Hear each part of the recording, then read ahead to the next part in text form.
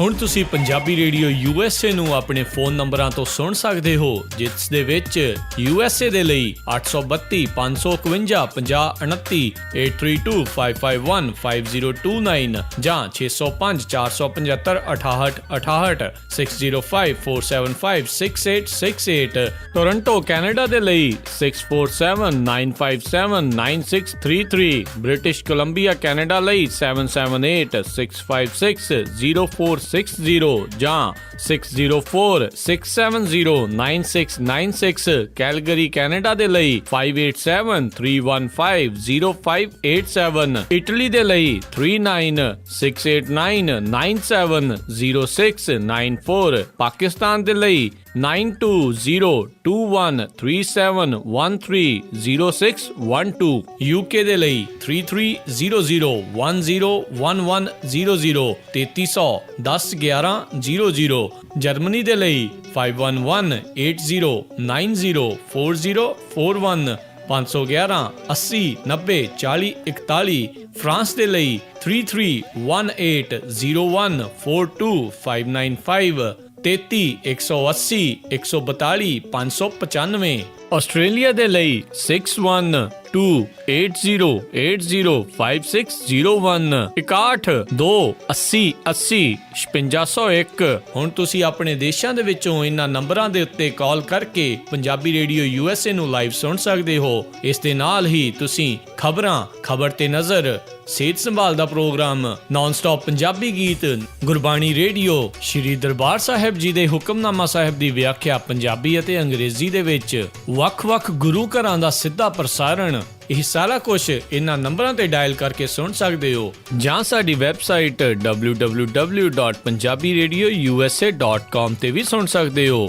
ਸੁਣਦੇ ਰਹੋ Punjabi radio USA। Punjabi radio USA ਸੁਣ ਰਹੇ ਸਾਰੇ ਹੀ ਮਾਣਯੋਗ ਅਤੇ ਸਤਿਕਾਰਤ ਸਰੋਤਿਆਂ ਨੂੰ ਪੰਜਾਬੀ ਰੇਡੀਓ USA ਦੀ ਟੀਮ ਅਤੇ ਮੇਰੇ ਰਾਜਕਨਵੀਰ ਸਿੰਘ ਵੱਲੋਂ ਆਪ ਜੀ ਨੂੰ ਪ੍ਰੋਗਰਾਮ ਖਬਰ ਤੇ ਨਜ਼ਰ, ਉਸ ਦੇ ਵਿੱਚ ਨਿੱਘੀ ਜੀ ਆਇਆਂ ਨੂੰ। ਸਭ ਨੂੰ ਪਿਆਰ, ਸਤਿਕਾਰ ਸਹਿਤ ਸਤਿ ਸ਼੍ਰੀ ਅਕਾਲ। ਆਪ ਸਭ ਜਾਣਦੇ ਹੋ, ਪ੍ਰੋਗਰਾਮ ਖਬਰ ਤੇ ਨਜ਼ਰ ਦੇ ਵਿੱਚ ਅਸੀਂ ਤੁਹਾਡੇ ਲਈ ਪੰਜਾਬ ਭਾਰਤ ਦੀਆਂ ਜਿਹੜੀਆਂ ਕੁਝ ਖਬਰਾਂ ਆ ਉਹਨਾਂ ਦੇ ਪਿੱਛੇ ਗਹਿਰਾਈ ਤੱਕ ਜਾਣ ਦੀ ਕੋਸ਼ਿਸ਼ ਕਰਦੇ ਹਾਂ। ਅੱਜ ਦੇ ਦਿਨ ਸਾਡੇ ਨਾਲ ਜੁੜਦੇ ਨੇ ਪਟਿਆਲਾ ਸਟੂਡੀਓਜ਼ ਤੋਂ ਬਲਤੇਜ ਪੰਨੂ ਜੀ। ਬਲਤੇਜ ਪੰਨੂ ਜੀ, ਜੀ ਆਇਆਂ ਨੂੰ, ਸਤਿ ਸ਼੍ਰੀ ਅਕਾਲ ਜੀ। ਸਤਿ ਸ਼੍ਰੀ ਅਕਾਲ ਜੀ, ਧੰਨਵਾਦ ਜੀ, ਬਹੁਤ ਮਿਹਰਬਾਨੀ। ਤੇ ਸਰੋਤਿਓ, ਜਿਹੜੇ ਆਪਾਂ ਹੁਣ ਗੱਲਬਾਤ ਦਾ ਸਿਲਸਿਲਾ ਆ ਉਹ ਸ਼ੁਰੂ ਕਰਦੇ ਹਾਂ। ਤੇ ਬਲਤੇਜ ਪੰਨੂ ਜੀ, ਆਪਣੀ ਪਹਿਲੀ ਜਿਹੜੀ ਗੱਲਬਾਤ ਕਰਦੇ ਹਾਂ, ਜਿਹੜੇ ਪ੍ਰਧਾਨ ਮੰਤਰੀ ਨਰਿੰਦਰ ਮੋਦੀ ਪੰਜਾਬ ਦੀ ਫੇਰੀ ਤੇ ਆਏ ਤੇ ਭਾਸ਼ਣ ਦੇ ਕੇ ਚਲੇ ਗਏ ਜੀ। ਇੱਕ ਬਹੁਤ ਵੱਡੀਆਂ ਜਿਹੜੀਆਂ ਆਸਾਂ ਸੀਗੀਆਂ ਪੰਜਾਬ ਸਰਕਾਰ ਨੂੰ ਉਹਨਾਂ ਤੋਂ, ਪਰ ਜਿਹਦੇ ਵਾਸਤੇ ਉਹ ਮਸ਼ਹੂਰ ਨੇ, ਇੱਕ ਚਲਦੀ ਸੋਸ਼ਲ ਨੈਟਵਰਕ ਸਾਈਟ ਦੇ ਉੱਤੇ ਵੀ, ਤੁਮ ਮੁਝੇ ਵੋਟ ਦੋ ਮੈਂ तुम्हें ਭਾਸ਼ਣ ਦੂੰਗਾ ਜੀ। ਸੋ ਉਹ ਭਾਸ਼ਣ ਜਿਹੜਾ ਸੀ ਉਹ ਦੇ ਕੇ ਜਿਹੜਾ ਜੀ ਚਲੇ ਗਏ। ਇੱਥੇ ਜਿਹੜੇ ਏਰੀਏ ਦੇ ਵਿੱਚ ਉਹ ਆਏ, ਹੁਸੈਨੀ ਵਾਲਾ ਉਹ ਏਰੀਆ ਹੈ ਫਿਰੋਜ਼ਪੁਰ ਡਿਸਟ੍ਰਿਕਟ, ਜਿਹੜਾ ਕਿ ਡਰੱਗ ਅਫੈਕਟਡ ਜਿਹੜੇ ਏਰੀਏ ਨੇ ਉਹਨਾਂ ਦੇ ਵਿੱਚੋਂ ਵੱਡਾ ਇੱਕ ਏਰੀਆ ਹੈ ਜੀ। ਉਹ ਘਰਾਂ ਦੇ ਘਰ ਜਿਹੜੇ ਉੱਥੇ ਖਾਲੀ ਹੋ ਗਏ ਨੇ। ਕੁਝ ਸਮਾਂ ਪਹਿਲਾਂ ਜਿਹੜੇ ਰੇਡੀਓ ਦੇ ਉੱਤੇ ਮਨ ਕੀ ਬਾਤ ਦੇ ਵਿੱਚ ਕਹਿੰਦੇ ਸੀ ਪੰਜਾਬ ਜਿਹੜਾ ਜੀ ਉਹਨੂੰ ਡਰੱਗ ਖਾ ਗਈ, ਭਾਰਤੀ ਜਨਤਾ ਪਾਰਟੀ ਵਾਲੇ ਕਹਿੰਦੇ ਸੀ ਨਸ਼ਾ ਮੁਕਤ ਪੰਜਾਬ ਜਿਹੜਾ ਜੀ ਉਹ ਅਸੀਂ ਬਣਾਵਾਂਗੇ। ਸ਼ਾਇਦ ਹੁਣ ਨਸ਼ਾ ਯੁਕਤ ਪੰਜਾਬ ਜਿਹੜਾ ਉਹ ਐਕਸੈਪਟ ਕਰ ਲਿਆ ਗਿਆ। ਨਰਿੰਦਰ ਮੋਦੀ ਹੋਰਾਂ ਨੇ ਇੱਕ ਅੱਖਰ ਵੀ ਜਿਹੜਾ ਜੀ ਉਹ ਪੰਜਾਬ ਦੇ ਵਿੱਚ ਫੈਲੇ ਨਸ਼ਿਆਂ ਦੇ ਬਾਰੇ ਦੇ ਵਿੱਚ ਇੱਥੇ ਨਹੀਂ ਉਠਾਇਆ ਜੀ। ਔਰ ਉਹਨਾਂ ਨੇ ਉਲਟਾ ਜਿਹੜਾ ਜੀ ਇੱਥੇ ਮੁੱਦਾ ਜਿਹੜਾ ਉਠਾਇਆ ਮੁੱਖ ਮੰਤਰੀ ਦੀ ਹਾਜ਼ਰੀ ਦੇ ਵਿੱਚ, ਉਹ ਸੀਗਾ ਭਾਰਤ ਦੀਆਂ ਜਿਹੜੇ ਦਰਿਆ ਨੇ ਉਹਨਾਂ ਨੂੰ ਜੋੜਨ ਵਾਲਾ, ਜਿਹੜਾ ਕਿ ਇੱਕ ਖਤਰਨਾਕ ਮੁੱਦਾ ਹੈ। ਪੰਜਾਬ ਜਿਹੜਾ ਕਿ ਰਿਪੇਰੀਅਨ ਕਾਨੂੰਨ ਦੇ ਮੁਤਾਬਕ ਲੜਾਈ ਲੜਦਾ ਆ ਰਿਹਾ ਜੀ, ਔਰ ਇਹਦੇ ਤੇ ਸਿਆਸਤ ਜ਼ਿਆਦਾ ਹੋਈ ਹੈ ਹੁਣ ਤੱਕ। ਉਹਨਾਂ ਨੇ ਵੀ ਇਹ ਗੱਲ ਜਿਹੜੀ ਇੱਥੇ ਕਹਿ ਕੇ ਇੱਕ ਨਵੀਂ ਚਰਚਾ ਜਿਹੜੀ ਹੈ ਜੀ ਉਹ ਛੇੜ ਦਿੱਤੀ ਹੈ, ਕਿਉਂਕਿ ਜਦੋਂ ਕਿਸੇ ਕੋਲੇ ਚੀਜ਼ ਕੋਈ ਵਾਧੂ ਨਹੀਂ ਹੈਗੀ ਤਾਂ ਕਿਸੇ ਨੂੰ ਜਿਹੜੀ ਆ ਉਹ ਕਿਵੇਂ ਦੇ ਸਕਦਾ ਹੈ। ਪਰ ਨਰਿੰਦਰ ਮੋਦੀ ਹੋਰੀ ਇਹ ਪੰਜਾਬ ਦੇ ਵਿੱਚ ਆ ਕੇ ਸ਼ਹੀਦਾਂ ਦੀ ਧਰਤੀ ਦੇ ਉੱਤੇ ਜਿਹੜਾ ਜੀ ਆ ਕੇ ਇਹ ਗੱਲ ਜਿਹੜੇ ਆ ਉਹ ਕਹਿ ਕੇ ਗਏ ਨੇ। ਉਹ ਆਪਣਾ ਪੱਖ ਹੀ ਰੱਖਦੇ ਰਹੇ। ਜ਼ਿਆਦਾ ਲੈਂਡ ਬਿੱਲ ਦੇ ਬਾਰੇ ਦੇ ਵਿੱਚ ਜਿਹੜਾ ਸੀਗਾ ਉਹਨਾਂ ਨੇ ਆਪਣਾ ਪੱਖ ਜਿਹੜਾ ਉਹ ਦੱਸਣ ਦੀ ਕੋਸ਼ਿਸ਼ ਕੀਤੀ। ਕੁਝ ਸਿੱਖਿਆ ਵੀ ਦਿੱਤੀ ਕਿਸਾਨਾਂ ਨੂੰ ਕਿ ਪਾਣੀ ਜਿਹੜਾ ਜੀ ਉਹ ਥੱਲੇ ਜਾ ਰਿਹਾ, ਇਸ ਕਰਕੇ ਉਹ ਪਾਣੀ ਦੇ ਵਾਸਤੇ ਕੁਝ ਨਵੀਆਂ ਤਕਨੀਕਾਂ ਜਿਹੜੀਆਂ ਨੇ ਉਹ ਅਪਣਾਉਣ। ਔਰ ਇਹਦੇ ਨਾਲ ਨਾਲ ਉਹਨਾਂ ਨੇ ਕੁਝ ਜਿਹੜਾ ਜੀ ਫਿਊਚਰ ਦੀ ਪਲੈਨਿੰਗ ਵੀ ਦੱਸੀ ਕਿ ਕਿੰਨੇ ਹਜ਼ਾਰ ਕਰੋੜ ਰੁਪਈਆ ਆਉਂਦਾ, ਕਿੰਨਾ ਜਿਹੜਾ ਜੀ ਉਹ ਅੱਗੋਂ ਦੇਵਾਂਗੇ ਅਸੀਂ। ਸੋ ਇਸ ਕਰਕੇ ਜੀ ਇਹਨੂੰ ਇਸ ਮਸਲੇ ਨੂੰ ਲੈ ਕੇ ਤੁਸੀਂ ਇਹ ਕਹਿ ਸਕਦੇ ਹੋ ਜੀ ਕਿ ਅਜੇ ਇਹ ਫਿਊਚਰ ਵਾਲੀਆਂ ਪਲੈਨਿੰਗ ਸੀਗੀਆਂ। ਦਰਬਾਰ ਸਾਹਿਬ ਦੇ ਬਾਹਰ, ਦਰਬਾਰ ਸਾਹਿਬ ਦੇ ਵਿੱਚ ਵੀ ਉਹ ਗਏ ਜੀ, ਜੀ ਔਰ ਜੀ ਉੱਥੇ ਵੀ ਜਿਹੜੀਆਂ ਉਹਨਾਂ ਦੇ ਕੋਲੇ ਮੰਗਾਂ ਜਿਹੜੀਆਂ ਰੱਖੀਆਂ ਗਈਆਂ ਸ਼੍ਰੋਮਣੀ ਗੁਰਦੁਆਰਾ ਪ੍ਰਬੰਧਕ ਕਮੇਟੀ ਦੇ ਪ੍ਰਧਾਨ ਦੇ ਵੱਲੋਂ, ਉਹ ਮੰਗਾਂ ਜਿਹੜੀਆਂ ਸੀਗੀਆਂ ਜੀ ਉਹਨਾਂ ਦੇ ਉੱਤੇ ਸਾਰੀਆਂ ਦੇ ਉੱਤੇ ਗੌਰ ਕਰਨ ਦੀ ਗੱਲ ਉਹਨਾਂ ਨੇ ਕਹੀ। ਪੰਜਾਬ ਜਿਹੜਾ ਕਿ ਅਰਥਚਾਰੇ ਦੇ ਤੌਰ ਦੇ ਉੱਤੇ ਟੁੱਟ ਚੁੱਕਾ ਹੈ ਇਸ ਵੇਲੇ, ਉਹਦੇ ਸੰਬੰਧੀ ਕਿਸੇ ਵਿਸ਼ੇਸ਼ ਪੈਕੇਜ ਦੀ ਉਮੀਦ ਸੀ ਅਕਾਲੀ ਦਲ ਨੂੰ, ਉਹ ਵੀ ਜਿਹੜਾ ਜੀ ਕਿਸੇ ਕਿਸਮ ਦਾ ਕੋਈ ਪੈਕੇਜ ਉਹਨਾਂ ਨੇ ਐਲਾਨ ਨਹੀਂ ਕੀਤਾ। ਜਿਹੜੇ ਦਰਬਾਰ ਸਾਹਿਬ ਦੇ ਬਾਹਰ ਤੁਸੀਂ ਜਾਓ ਤਾਂ ਇੱਕ ਲਿਖਿਆ ਹੋਇਆ ਜੀ ਕਿ ਸਟ੍ਰਿਕਟਲੀ ਅੰਦਰ ਕੋਈ ਪਿਕਚਰ ਨਹੀਂ ਖਿੱਚ ਸਕਦਾ ਜੀ ਜੀ ਦਰਬਾਰ ਸਾਹਿਬ ਦੀ। ਜਿਹੜੀ ਨਰਿੰਦਰ ਮੋਦੀ ਹੋਰਾਂ ਦੀ ਪਿਕਚਰ ਜਾਰੀ ਕੀਤੀ ਗਈ ਹੈ ਸਰਕਾਰ ਦੀ ਤਰਫੋਂ ਦੀ, ਉਹ ਅੰਦਰ ਦੀ ਪਿਕਚਰ ਹੈ ਦਰਬਾਰ ਸਾਹਿਬ ਦੇ ਅੰਦਰ, ਜਿਹੜਾ ਉਹਨਾਂ ਨੂੰ ਸਰੋਪਾ ਦਿੱਤਾ ਜਾ ਰਿਹਾ, ਭਾਵ ਕਿ VIP ਕਲਚਰ ਜਿਹੜਾ ਜੀ ਉਹ ਉੱਥੇ ਡੇ ਬਾਈ ਡੇ ਜਿਹੜਾ ਉਹ ਭਾਰੂ ਹੁੰਦਾ ਜਾ ਰਿਹਾ। ਜਿਹੜੇ ਸੇਵਾਦਾਰ ਨੇ ਜੀ, ਤੁਸੀਂ ਬਾਹਰ ਜਿਹੜੇ ਖੜੇ ਸੇਵਾਦਾਰ ਨੇ ਆਪਣੇ ਕੜਾਹ ਪ੍ਰਸ਼ਾਦ ਦੇ ਕੋਲੇ ਜਾਂ ਦਰਸ਼ਨੀ ਡਿਓੜੀ ਖੜੇ, ਉਹਨੂੰ ਤੁਸੀਂ ਇਸ਼ਾਰਾ ਕਰਦੇ ਹੋ ਵੀ ਰੁਪਈਆ 513 ਤੁਹਾਨੂੰ VIP ਲਾਈਨ ਤਾਂ ਨਹੀਂ ਕੱਢ ਦਿੰਦਾ ਜੀ ਅੰਦਰ। ਜੀ ਜੀ ਜੀ ਤੇ ਅਗਲੀ ਗੱਲ ਕਰਦੇ ਹਾਂ ਵੀ ਪ੍ਰਧਾਨ ਮੰਤਰੀ ਹੁਣਾਂ ਨੇ ਤੇ ਲੈਂਡ ਬਿੱਲ ਦੇ ਉੱਤੇ ਕੁਝ ਬੋਲਿਆ ਨਹੀਂ, ਪਰ ਅੰਨਾ ਹਜ਼ਾਰੇ ਨੇ ਆਖਿਆ ਵੀ ਲੈਂਡ ਬਿੱਲ ਨੂੰ ਲੈ ਕੇ ਸਾਰੇ ਜਾਣੇ ਇਕਮੁੱਠ ਹੋਣ। ਜੀ ਅੰਨਾ ਹਜ਼ਾਰੇ ਹੁਰੀ ਇੱਥੇ 23 ਮਾਰਚ ਦੇ ਸੰਬੰਧ ਦੇ ਵਿੱਚ ਸੰਧੀ ਉਹਨਾਂ ਨੇ ਖਟਕੜ ਕਲਾਂ ਦੇ ਵਿੱਚ ਜਿਹੜੇ ਸ਼ਹੀਦ ਸੀ ਉਹਨਾਂ ਨੂੰ ਸ਼ਰਧਾਂਜਲੀ ਦਿੱਤੀ। ਉਹ ਸ਼ਰਧਾਂਜਲੀ ਦੇ ਕੁਝ ਭਾਵਕ ਵੀ ਜਿਹੜਾ ਹੋਏ, ਔਰ ਇਹ ਉਹਨਾਂ ਨੇ ਗੱਲ ਜਿਹੜੀ ਜੀ ਕਹੀ ਕਿ ਸ਼ਹੀਦ ਦੇ ਬਾਰੇ ਦੇ ਵਿੱਚ ਕਿ ਤੁਹਾਡੀ ਜਿਹੜੀ ਸ਼ਹਾਦਤ ਸੀ ਉਹਦਾ ਮੁੱਲ ਇਹਨਾਂ ਸਿਆਸਤਦਾਨਾਂ ਨੇ ਜਿਹੜਾ ਉਹ ਨਹੀਂ ਪਾਇਆ ਜੀ। ਉਹਨਾਂ ਨੇ ਇਹ ਗੱਲ ਆਖੀ ਕਿ ਵਿਸ਼ਵ ਸ਼ਾਂਤੀ ਦੇ ਵਾਸਤੇ ਉਹ ਅਰਦਾਸ ਕਰਨ ਦੇ ਵਾਸਤੇ ਆਏ ਨੇ। ਉਹਨਾਂ ਨੇ ਕਿਹਾ ਕਿ ਜਿਹੜਾ ਭੂਮੀ ਗ੍ਰਹਿਣ ਬਿੱਲ ਹੈ, ਲੈਂਡ ਬਿੱਲ ਜਿਹੜਾ ਜੀ, ਇਹਦੇ ਬਾਰੇ ਉਹਨਾਂ ਨੇ ਕਿਹਾ ਲਾਗੂ ਕਰਨ ਤੋਂ ਪਹਿਲਾਂ ਇਹਦੇ ਨਾਲ ਪੈਦਾ ਹੋਣ ਵਾਲੀ ਸਥਿਤੀ ਦੇ ਬਾਰੇ ਸੋਚਣਾ ਚਾਹੀਦਾ ਸੀਗਾ, ਔਰ ਕਿਸਾਨਾਂ ਦੇ ਹਿੱਤਾਂ ਨੂੰ ਤਰਜੀਹ ਜਿਹੜੀ ਉਹ ਦੇਣੀ ਚਾਹੀਦੀ ਸੀ। ਉਹਨਾਂ ਨੇ ਕਿਹਾ ਕਿ ਕਿਸਾਨਾਂ ਦੇ ਹਿੱਤ ਜਿਹੜੇ ਨੇ ਉਹ ਵਿਸਾਰ ਦਿੱਤੇ ਗਏ ਨੇ, ਸਿਰਫ ਔਰ ਸਿਰਫ ਜਿਹੜਾ ਸੀਗਾ ਜੀ ਆਪਣੇ ਬਿੱਲ ਜਿਹੜਾ ਉਹ ਮਨਾਉਣ ਦੇ ਵਾਸਤੇ ਹੀ ਕੀਤਾ ਗਿਆ। ਉਹਨਾਂ ਨੇ ਕਿਹਾ ਕਿ ਇਸ ਬਿੱਲ ਦੇ ਖਿਲਾਫ ਸੰਸਦ ਦੇ ਵਿੱਚ ਆਵਾਜ਼ ਉਠਾਉਣ ਲਈ ਵੱਖ-ਵੱਖ ਸਿਆਸੀ ਪਾਰਟੀਆਂ ਨੂੰ ਉਹਨਾਂ ਨੇ ਚਿੱਠੀ ਜਿਹੜੀ ਆ ਉਹ ਲਿਖੀ ਆ। ਦਰਬਾਰ ਸਾਹਿਬ ਦੇ ਵਿੱਚ ਮੱਥਾ ਟੇਕਣ ਤੋਂ ਬਾਅਦ ਅੰਨਾ ਹਜ਼ਾਰੇ ਉਹਨਾਂ ਨੇ ਜਿਹੜਾ ਸੂਚਨਾ ਕੇਂਦਰ ਸੀਗਾ ਉਹਦੇ ਵਿੱਚ ਸ਼੍ਰੋਮਣੀ ਗੁਰਦੁਆਰਾ ਪ੍ਰਬੰਧਕ ਕਮੇਟੀ ਦੇ ਪ੍ਰਧਾਨ ਅਵਤਾਰ ਸਿੰਘ ਦੇ ਨਾਲ ਵੀ ਜਿਹੜੀ ਜੀ ਉਹ ਮੁਲਾਕਾਤ ਕੀਤੀ, ਔਰ ਉਹਨਾਂ ਨੇ ਇਹ ਕਿਹਾ ਕਿ ਸ਼ਹੀਦਾਂ ਦੇ ਨਾਂ ਤੇ ਹੋ ਰਹੇ ਸਿਆਸੀਕਰਨ ਜਿਹੜਾ ਜੀ ਉਹਨੂੰ ਨਿੰਦਿਆ ਜਾਣਾ ਚਾਹੀਦਾ ਹੈ।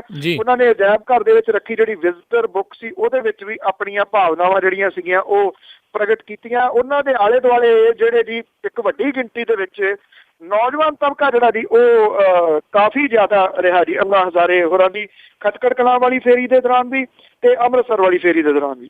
ਜੀ ਤੇ ਅਗਲੀ ਜਿਹੜੀ ਆਪਾਂ ਗੱਲ ਕਰਦੇ ਹਾਂ, ਭਾਰਤ ਤੇ ਪਾਕਿਸਤਾਨ ਦੇ ਦਰਮਿਆਨ ਸ਼ਬਦੀ ਜੰਗ ਤੇਜ਼ ਹੋ ਗਈ।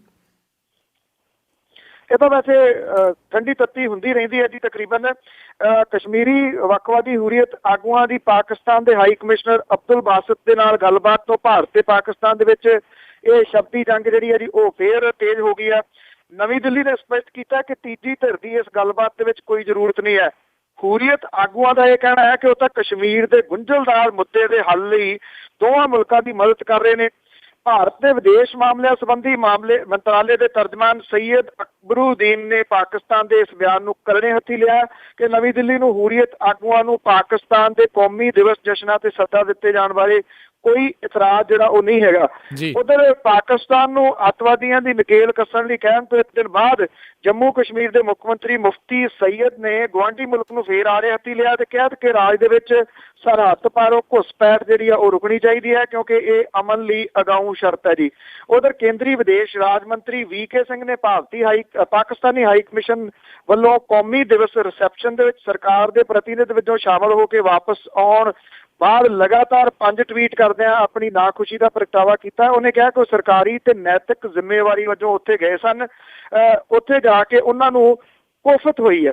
ਜੇ ਕੋਫਤ ਹੋਣੀ ਸੀ ਫਿਰ ਜਾਣ ਦੀ ਲੋੜ ਕੀ ਸੀ ਟਵਿੱਟਰ ਦੇ ਉੱਤੇ ਜਿਹੜਾ ਜੀ ਫਿਰ ਉਹ ਦੱਸਣ ਦੀ ਕੀ ਜ਼ਰੂਰਤ ਸੀ। ਇਹ ਉਹ ਨੇਤਾ ਨੇ ਜੀ ਜਿਹੜੇ ਕਹਿੰਦੇ ਨੇ ਨਾ ਕਿ ਪਹਿਲਾਂ ਤੋਲਦੇ ਨਹੀਂ, ਪਹਿਲਾਂ ਬੋਲ ਦਿੰਦੇ ਨੇ, ਬਾਅਦ ਚ ਤੋਲਦੇ ਫਿਰਦੇ ਨੇ। ਜੀ ਜੀ ਜੀ ਅਤੇ ਅਗਲੀ ਜਿਹੜੀ ਆਪਾਂ ਗੱਲ ਕਰਦੇ ਹਾਂ, ਜਿਹੜੀਆਂ ਚਰਚਾ ਚੱਲ ਰਹੀਆਂ ਸੀਗੀਆਂ ਵੀ ਪ੍ਰਤਾਪ ਸਿੰਘ ਬਾਜਵਾ ਤੇ ਕੈਪਟਨ ਅਮਰਿੰਦਰ ਸਿੰਘ ਇਹ ਇਕੱਠੇ ਹੋ ਸਕਦੇ ਆ, ਧੂਰੀ ਰੈਲੀ 'ਚ ਇਕੱਠੇ ਹੋਏ, ਕੀ ਵਾਪਰਿਆ ਜੀ? ਫਿਰ ਜੀ ਇਕੱਠੇ ਹੋਏ ਜੀ, ਇਕੱਠੇ ਇੱਕ ਸਟੇਜ ਦੇ ਉੱਤੇ ਬੈਠੇ ਰਹੇ, ਹੱਥ ਨਹੀਂ ਮਿਲਾਇਆ ਦੋਨਾਂ ਨੇ, ਨਾ ਨਜ਼ਰਾਂ ਜਿਹੜੀਆਂ ਸੀਗੀਆਂ ਉਹ ਮਿਲਾਈਆਂ।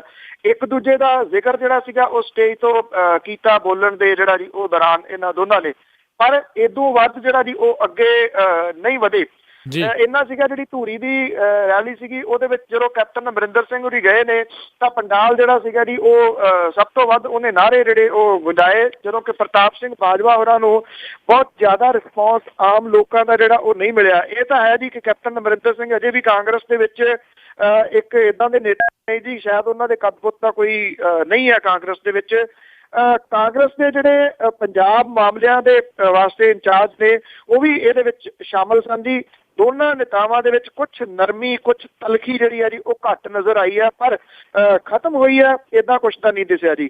ਸਿਮਰ ਪ੍ਰਤਾਪ ਸਿੰਘ ਬਰਨਾਲਾ ਸਣੇ ਉਮੀਦਵਾਰਾਂ ਨੇ ਨਾਮਜ਼ਦਗੀਆਂ ਜਿਹੜੀਆਂ ਜੀ ਉਹ ਭਰੀਆਂ ਨੇ।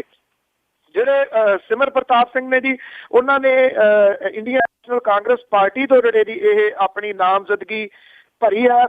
ਰਣਜੀਤ ਭਸੀਨ, ਰਤਨ ਲਾਲ ਤੇ ਗੁਰਪ੍ਰੀਤ ਸਿੰਘ ਨੇ ਆਜ਼ਾਦ ਉਮੀਦਵਾਰ ਵਜੋਂ ਆਪਣੇ ਨਾਮਜ਼ਦਗੀ ਕਾਗਜ਼ ਜਿਹੜੇ ਨੇ ਉਹ ਭਰੇ ਨੇ।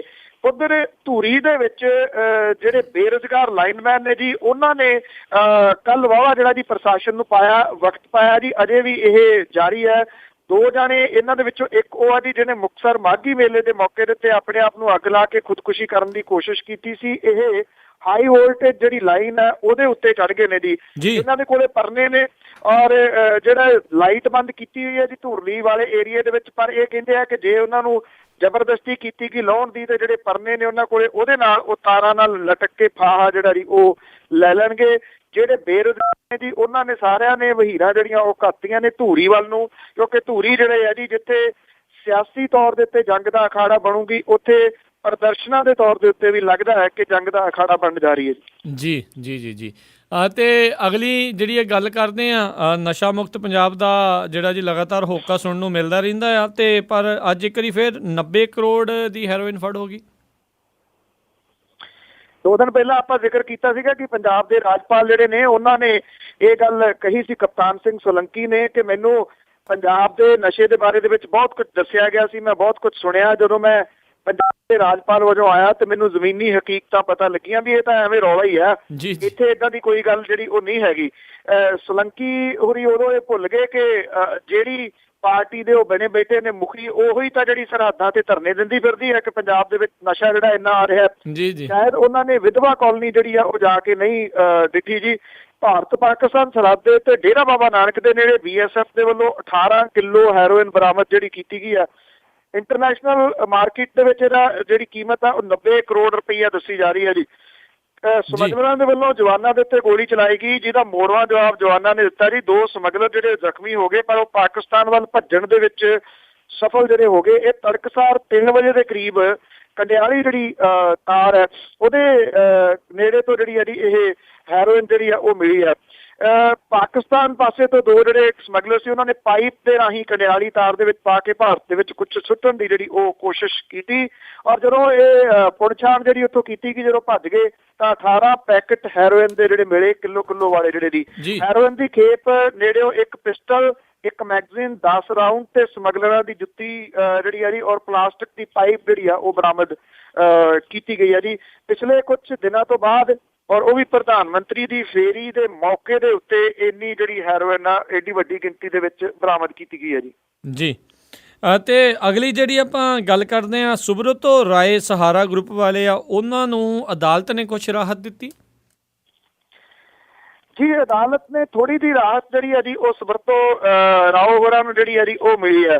ਸੁਬਰਤੋ ਰਾਓ ਜਿਹੜੇ ਨੇ ਜੀ ਉਹ ਪਿਛਲੇ ਲੰਮੇ ਸਮੇਂ ਤੋਂ ਅਦਾਲਤ ਨੂੰ ਜਿਹੜਾ ਜੀ ਉਹ ਦੱਸਣ ਦੇ ਵਿੱਚ ਕੋਸ਼ਿਸ਼ ਜਿਹੜੀ ਹੈ ਜੀ ਉਹ ਕਰ ਰਹੇ ਨੇ ਕਿ ਉਹਨਾਂ ਨੇ ਜੇ ਬਾਹਰ ਜਾਣਾ ਤੇ ਜ਼ਮੀਨਾਂ ਬਾਹਰ ਜਾਣ ਦੀ ਇਜਾਜ਼ਤ ਦਿੱਤੀ ਜਾਵੇ ਤਾਂ ਹੀ ਉਹ ਜ਼ਮੀਨਾਂ ਜਿਹੜੀਆਂ ਆਪਣੀਆਂ ਦਾ ਜਿਹੜੀ ਪ੍ਰਾਪਰਟੀ ਆ ਉਹ ਵੇਚ ਸਕਣਗੇ ਜੀ। ਸੁਪਰੀਮ ਕੋਰਟ ਨੇ ਸਹਾਰਾ ਮੁਖੀ ਸੁਬਰਤੋ ਰਾਓ ਨੂੰ ਥੋੜੀ ਰਾਹਤ ਦਿੰਦਿਆਂ ਹੋਇਆ 3 ਮਹੀਨਿਆਂ ਦੇ ਵਾਸਤੇ ਤਿਹਾੜ ਜੇਲ੍ਹ ਤੋਂ ਕੱਢ ਕੇ ਜੀ ਕਾਨਫਰੰਸ ਹਾਲ ਦੇ ਵਿੱਚ ਭੇਜਣ ਦਾ ਹੁਕਮ ਦਿੱਤਾ ਹੈ। ਅਜਿਹਾ ਜ਼ਮਾਨਤੀ ਰਕਮ 10,000 ਕਰੋੜ ਰੁਪਈਆ ਜਟਾਉਣ ਲਈ ਲੰਡਨ ਤੇ ਨਿਊਯਾਰਕ ਵਿਚਲੇ 3 ਹੋਟਲਾਂ ਦਾ ਸੌਦਾ ਕਰ ਸਕਣ ਦੀ ਸਹੂਲਤ ਵਜੋਂ ਦਿੱਤਾ ਗਿਆ ਜੀ। ਇਹ ਹੁਕਮ ਜਸਟਿਸ TS ਠਾਕਰ ਦੀ ਅਗਵਾਈ ਵਾਲੇ ਬੈਂਚ ਨੇ ਸੁਣਾਇਆ। ਬੈਂਚ ਨੇ ਵੀ ਸਪਸ਼ਟ ਕੀਤਾ ਕਿ ਜ਼ਮਾਨਤੀ ਫੰਡ ਜਟਾਉਣ ਲਈ ਸੁਬਰਤੋ ਰਾਓ ਕੋਲ ਇਹ ਆਖਰੀ ਮੌਕਾ ਹੈ। ਜੋ ਇਸ ਵਾਰੀ ਇਸ ਦੌਰਾਨ ਫੰਡ ਜਿਹੜੇ ਜਟਾਉਣ ਦੇ ਵਿੱਚ ਫੇਲ ਰਿਹਾ ਤਾਂ ਅਦਾਲਤ ਦੇ ਵੱਲੋਂ ਰਿਸੀਵਰ ਨਿਯੁਕਤ ਕਰਕੇ ਉਹਦੀ ਸੰਪत्ति ਵੇਚ ਦਿੱਤੀ ਜਾਊਗੀ। ਔਰ ਇੱਕ ਸਮੇਂ ਬੈਂਚ ਨੇ ਰਾਏ ਦੇ ਵਿੱਚ ਸੀਨੀਅਰ ਵਕੀਲ ਕਪਿਲ ਸਿੱਬਲ ਨੂੰ ਕਿਹਾ ਸੀਗਾ ਕਿ ਉਹਨਾਂ ਦਾ ਮੁਵੱਕਲ ਜ਼ਮਾਨਤ ਤੇ ਰਿਹਾਈ ਲਈ ਉਡੀਕ ਕਰਨ ਨਾਲੋਂ ਮੁੜ ਅਦਾਇਗੀ ਯੋਜਨਾ ਪੇਸ਼ ਕਿਉਂ ਨਹੀਂ ਕਰ ਰਿਹਾ। ਜੇ ਉਹ ਠੋਸ ਯੋਜਨਾ ਪੇਸ਼ ਕਰੇ ਤਾਂ ਅਦਾਲਤ ਨੂੰ ਯਕੀਨ ਹੋਊਗਾ ਕਿ ਉਹ 3 ਕਰੋੜ ਛੋਟੇ ਜਿਹੜੇ ਉਹਦੇ ਵਿੱਚ ਇਨਵੈਸਟ ਕਰਨ ਵਾਲੇ ਸੀ ਉਹਨਾਂ ਕੋਲੋਂ ਪੂਰੀ ਤਰ੍ਹਾਂ ਪਰਿਵਰਤਨ ਡਿਬੈਂਚਰਾਂ ਰਾਹੀਂ ਇਕੱਠੇ ਕੀਤੇ 30,000 ਕਰੋੜ ਰੁਪਏ ਵਾਪਸ ਕਰਨ ਦੇ ਯੋਗ ਹੈ। ਹੁਣ 3 ਮਹੀਨੇ ਦਾ ਉਹਦੇ ਕੋਲੇ ਸਮਾਂ ਜੀ, ਜੇ 3 ਮਹੀਨਿਆਂ ਦੇ ਵਿੱਚ ਨਾ ਕਰ ਸਕਿਆ ਤਾਂ ਫਿਰ ਉਹਨੂੰ ਵਾਪਸ ਜਿਹੜਾ ਜੀ ਉਹ ਜਾਣਾ ਪੈਣਾ ਜੇਲ੍ਹ 'ਚ। ਜੀ ਜੀ। ਅਤੇ ਅਗਲੀ ਗੱਲ ਕਰਦੇ ਹਾਂ, ਕੀਰਤਪੁਰ ਸਾਹਿਬ ਵਿਖੇ ਇਹ ਕਿਹਾ ਜਾ ਰਿਹਾ ਵੀ ਲੰਗਰ ਦੀ ਚੋਰੀ ਹੋ ਰਹੀ ਹੈ, ਲੰਗਰ ਦੀ ਰਸਦ ਦੀ ਚੋਰੀ ਹੋ ਰਹੀ ਹੈ, ਸੋ ਇਸ ਕਰਕੇ CCTV ਕੈਮਰੇ ਲਗਾਏ ਜਾ ਰਹੇ। ਲੰਗਰ ਦੀ ਰਸਦ ਦੀ ਚੋਰੀ ਤਾਂ ਐਕਚੁਅਲੀ ਜੀ ਸਾਰੇ ਜਗ੍ਹਾ ਦੇ ਉੱਤੇ ਹੀ ਜਿਹੜੀ ਆ ਉਹ ਹੋ ਰਹੀ ਹੈ। ਮਾਮਲਾ ਕਿਤੇ ਕਿਤੇ ਜਿਹੜਾ ਜੀ ਉਹ ਸਾਹਮਣੇ ਆਉਂਦਾ। ਹਰਿਮੰਦਰ ਸਾਹਿਬ ਦਰਬਾਰ ਸਾਹਿਬ ਦੇ ਵਿੱਚ ਜਿਹੜੀ ਹੈ ਜੀ ਪਿਛਲੇ ਦਿਨਾਂ ਤੋਂ ਰਸਦ ਦੀ ਚੋਰੀ ਦਾ ਮਾਮਲਾ ਜਿਹੜਾ ਜੀ ਵਾਹਵਾ ਭਖਿਆ ਹੋਇਆ। ਇਹਦੇ ਵਿੱਚ ਸ਼੍ਰੋਮਣੀ ਗੁਰਦੁਆਰਾ ਪ੍ਰਬੰਧਕ ਕਮੇਟੀ ਦੇ ਕੁਝ ਜਿਹੜੇ ਮੁਲਾਜ਼ਮ ਨੇ ਉਹਨਾਂ ਨੂੰ ਸਸਪੈਂਡ ਵੀ ਕੀਤਾ ਗਿਆ। ਇਹ ਪਤਾ ਲੱਗਾ ਕਿ ਵੱਡੀ ਮਾਤਰਾ ਦੇ ਵਿੱਚ ਜਿਹੜੀ ਰਸਦ ਹੈ ਉਹ ਰਲ ਮਿਲ ਕੇ ਉੱਥੋਂ ਕੱਢੀ ਜਾ ਰਹੀ ਹੈ ਦਰਬਾਰ ਸਾਹਿਬ ਤੋਂ, ਅੰਮ੍ਰਿਤਸਰ ਤੋਂ, ਕਿਉਂਕਿ ਚੜਾਵਾ ਬਹੁਤ ਹੈ ਜੀ। ਉਹਨੂੰ ਬਾਹਰੋਂ ਬਾਹਰ ਜਿਹੜਾ ਜੀ ਉਹ ਫਿਰ ਵੇਚਿਆ ਜਾ ਰਿਹਾ। ਕੁਇੰਟਲਾਂ ਦੇ ਹਿਸਾਬ ਦੇ ਰੋਜ਼ ਜਿਹੜੀ ਰਸਦ ਹੈ ਉੱਥੋਂ ਵਿਕਦੀ ਸੀਗੀ, ਜਿਹਦਾ ਖੁਲਾਸਾ ਪਿਛਲੇ ਦਿਨਾਂ ਦੇ ਵਿੱਚ ਹੋਇਆ ਜੀ। ਹੁਣ ਜਿਹੜੀ ਸ਼੍ਰੋਮਣੀ ਗੁਰਦੁਆਰਾ ਪ੍ਰਬੰਧਕ ਕਮੇਟੀ ਹੈ ਜੀ, ਜਿੱਥੇ ਜ਼ਿਆਦਾ ਰਸਦ ਆਉਂਦੀ ਹੈ ਉੱਥੇ ਹੁਣ ਉਹਨੇ CCTV ਕੈਮਰੇ ਜਿਹੜੇ ਉਹ ਲਾਏ ਨੇ ਤਾਂ ਕਿ ਇਸ ਰਸਦ ਦੀ ਹੁੰਦੀ ਜਿਹੜੀ ਚੋਰੀ ਹੈ ਨਾ ਜੀ ਉਹਨੂੰ ਰੋਕਿਆ ਜਾ ਸਕੇ ਕਿਸੇ ਤਰੀਕੇ ਦੇ ਨਾਲ। ਮੁਸ਼ਕਿਲ ਤਾਂ ਇਹ ਹੈ ਕਿ CCTV ਕੈਮਰੇ ਜਿਹੜੇ ਉਹ ਕਿੱਥੇ ਕਿੱਥੇ ਤੁਸੀਂ ਲਾਓਗੇ। ਕਿਹਾ ਤਾਂ ਇਹ ਵੀ ਜਾਂਦਾ ਨਾ ਜੀ ਕਿ ਜਿਹੜਾ ਅੰਦਰ ਚੰਦੋਆ ਚੜਾਉਂਦੇ ਨੇ ਉਹ ਮਹਿੰਗਾ ਚੰਦੋਆ, ਉਹਦੇ ਵਾਸਤੇ ਵੀ ਇੱਕ ਦੁਕਾਨ ਖਾਸ ਜਿਹੜੀ ਆ ਉਹ ਦੱਸੀ ਜਾਂਦੀ ਹੈ ਕਿ ਇੱਥੋਂ ਚੰਦੋਆ ਤੁਸੀਂ ਲੈ ਆਓ।